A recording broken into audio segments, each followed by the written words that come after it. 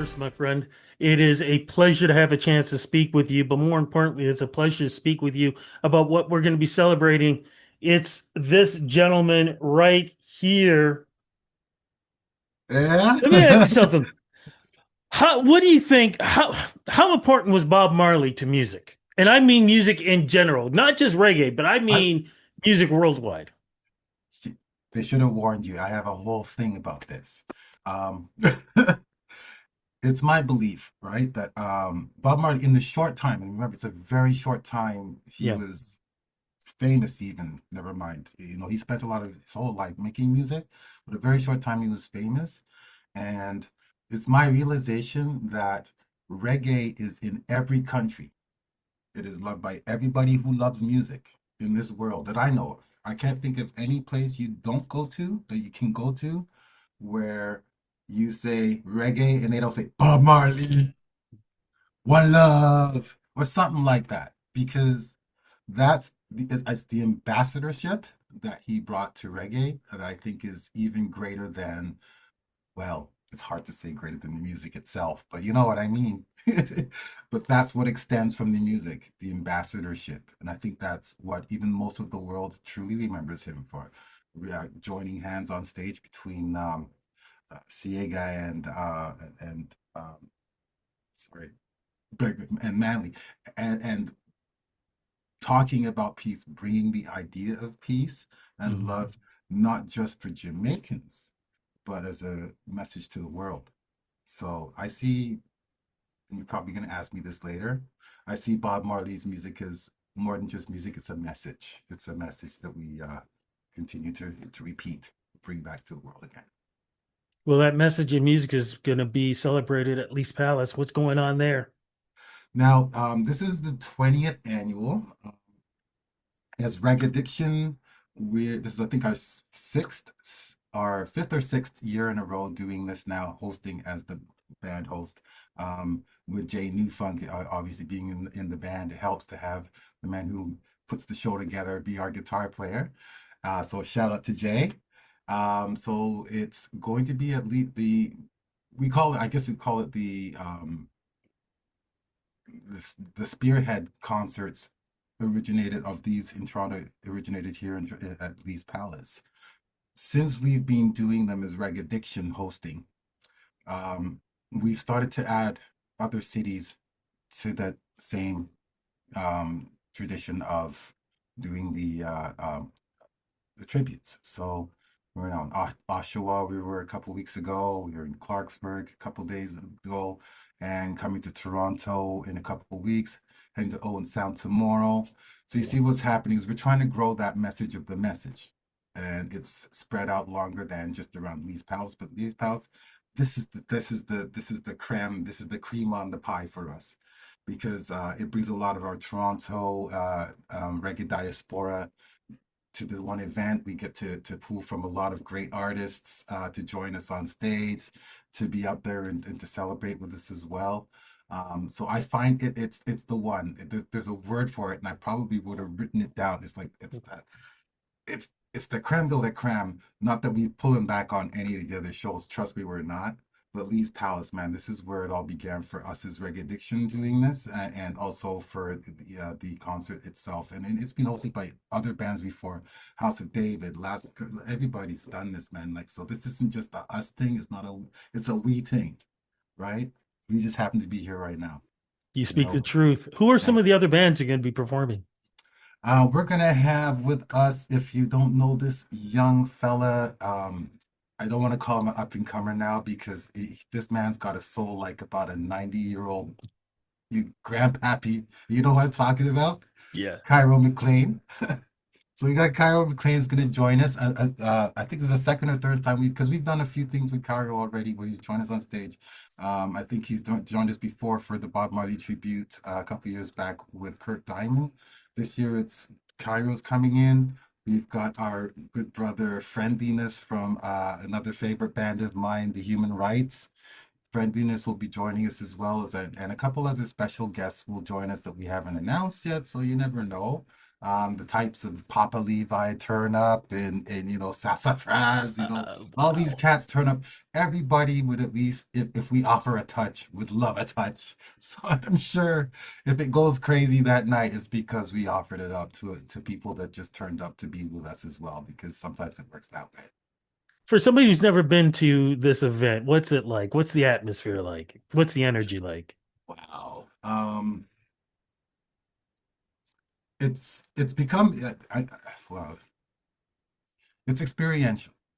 It's you're immersed in the feeling of being in the reggae concert, in the vibe that people who are like-minded in this whole one thing and one love thing. That's who's there. I don't think there's no guns, no knives, no nobody, like how some people roll up to Yeah. clubs with no weed. Maybe some weed, but I promise you, nothing nowhere around there. And the love in the audience, for me as a performer, Mm. I feel that love coming off heavy, like stink come off weed, for real. It's good. I remember last year we were had a song starting up, or a year before we were starting up with a song, redemption song, Mm. and it's just guitar and vocalist supposed to start the song. Jay goes out, he just tune up his guitar. Ting, ting, ting, ting. Next thing you know, before DM can get out there and start singing the song, the audience take it over. Gone with it. Our first song, we kept that in the show. So this year we're hoping they'll do the same thing. It's that vibe. So from get go, they're in. We're in, and it up, up, up all the way, You all the know, way. it sounds like, I mean, with this crazy weather that's been going on, with the snow, with the cold, what's been going on in the US and the things that we're seeing, this sounds like this is some positive vibe that we finally truly need in our lives. Brother, um, we're gonna go back to your first question to answer that. You said about Mm, what does Bob Marley mean, right? And I told you about mm, the whole ambassadorship. I remember when he was doing what he was doing, all this kind of crap was still going on, right? mm. And what he chose to do instead of, I'm not talking against marching or anything like that or burning flags or any of that stuff, but maybe because he wasn't tough enough or strong enough to carry, I don't know. But he did was strong. One strength he had, he could sing, he could write. And so I think for now, I think it's poignant now that this message is being uplifted again. But I'm gonna beg my brothers and sisters, don't let the message go, man. This crap is going on all the time. We need to keep the message flowing. That's one reason why he did bring it to the world instead of keep it in Jamaica or just make it big in the US and in UK. He took it to the world for a reason, man.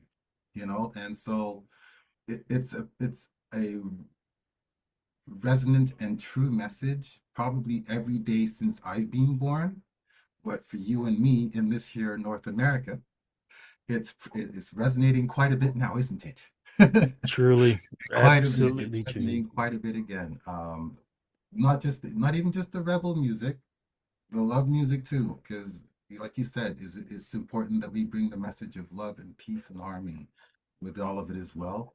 And I think that was the purpose that Bob was doing this for. That was what brought him to all so many people. Please tell me you're going to play Waiting in Vain. Please tell me somebody's going to perform that. Let me see, because I thought I saw a message in here telling me that we're cutting that from the set. Ah, no! I'm running jokes, so you'll get to know me. I run jokes. Okay. We're gonna have those. We're gonna have many of the favorites. We went for some deeper cuts this year as well. Mhm. I don't think we're having cutting me in from the cold. I don't even want to give up our entire set No, list. no, don't give it up. I just want to make sure you're playing But that. we did. You're going to sing that Yeah, song. we did run for some deeper cuts, Okay. and um, we also felt like there's a couple touches to our brother Dennis, Mhm. and to also to uh, uh, Peter Tosh, and Why do I forget all of my brothers when they died now? That's okay. Jimmy But they're in J. our hearts. They're in our hearts. So Yeah, it still a works. little bit of yeah. When is this happening again? What day, This is where, February and where do we 7th, get tickets? 8 p.m. doors. 8 Hmm. p.m. doors at Leeds Palace is the Toronto show. Yeah. If you are looking for more dates, please check out reggaddiction.com. Look Hmm. for us on Instagram or on Facebook. That is Reggaddiction, Reggaddiction. Say it like you have it. Mm. And then, but the Toronto show is going to be 8 p.m. And we are having, actually, I have a little press release here. I'm just going to grab a couple bits more info that are deeper for us because I want to make sure these mentions get out there. No Uh, problem. we are dedicating in a way like the event continue. I'll just read the paragraph because it's very beautifully written. I don't want to mess Yes, it up. please. Beyond the music, this event continues its long-standing tradition of giving back to the community.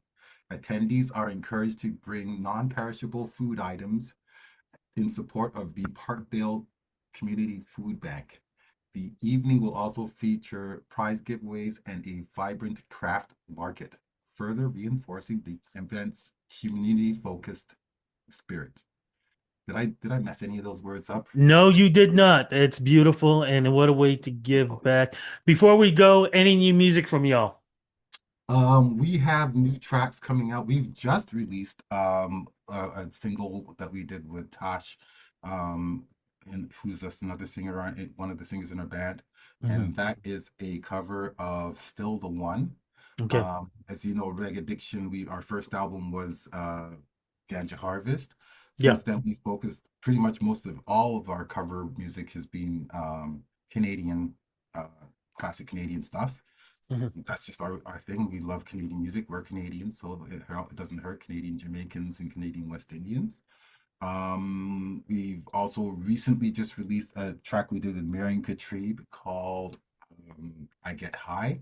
That's with Miriam Katrib, and sorry, the way it in that again, and Irie Soldier Man.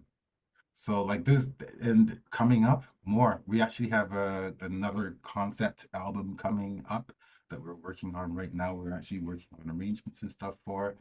Um, I think I'm allowed to mention what we're doing. It's going to be based on The Last Waltz, which is by the band. Oh, nice. And it is working title right now is Last Ridden. Love it. So guess what we're Love going it. to do to it. Love this. My friend, thank you so much for doing this Thank you interview so with much. me. Looking forward to the celebration. Stay warm, not just from the outside, but stay Yeah, warm on the inside too. thank you so Thank you much. so much. I enjoyed